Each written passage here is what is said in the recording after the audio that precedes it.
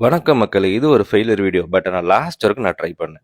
என்னன்னா, பழைய இரும்பு கடையிலேருந்து இந்த ஆர்சி கார எடுத்தேங்க. இந்த மாதிரி ஒரு ஆர்சி கார் வாங்கணும்னு ரொம்ப நாள் ஆசைங்க. பட் ஆனா, இன்னைக்கு இது ஏன் நம்ம ரெடி பண்ணக்கூடாதுன்னு நெனச்சேங்க.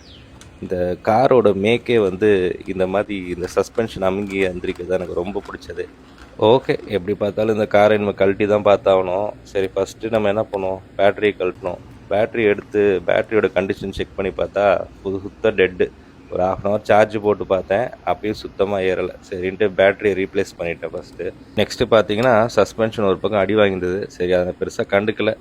ஸோ அதுக்கு அடுத்து என்ன பண்ணுவோம், ஆஸ் யூஷுவல் ஃபஸ்ட்டு க்ளீன் பண்ணணும். எந்த ஒரு வேலையை ஆரம்பிக்கணும் ஃபஸ்ட்டு ஃபுல்லாக க்ளீன் பண்ணணும். பழைய இரும்பு கட்டில் தூக்கி போடும்போது யாரும் ஜாய்ஸ்டிக்கோட தூக்கி போட மாட்டாங்க. ஸோ உள்ளே இந்த போர்டு மட்டும் தான் இருந்தது. ஸோ நம்மக்கிட்ட ஒரு டிரான்ஸ்மிட்டர் ரிசீவர் போர்டு இருந்தது.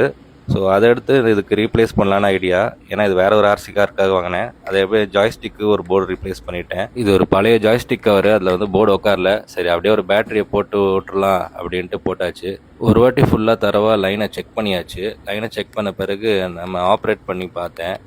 ஆப்ரேட் பண்ணி பார்த்தா ஃபார்வர்ட் பேக்வேர்டு சுத்தமாக ஒர்க் ஆகலை. பட் ஆனால் லெஃப்ட் ரைட் மூவ்மெண்ட் இருக்குது. ஸோ எல்லாமே கரெக்டாக தான் ஃபிக்ஸ் பண்ணியிருக்கோம். பட் ஆனால் ஏதோ ஒரு பிரச்சனை. சரி, என்னதான் அந்த பிரச்சனை அப்படின்ட்டு ஃப்ரண்ட்டில் இருக்க மோட்டரை கழட்டி பார்த்தா, அந்த மோட்டார் உட்கார்ற ஷாஃப்ட்டு, அந்த வீல்ஸு எல்லாமே அடி வாங்கி உள்ளே நொறுங்கி கிடந்தது. சரி, அவ்வளோதான், இதுக்கு மேலே இது ஒன்றும் பண்ண முடியாது, உருட்டிகிட்டே விளையாட வேண்டியதான் அப்படின்னு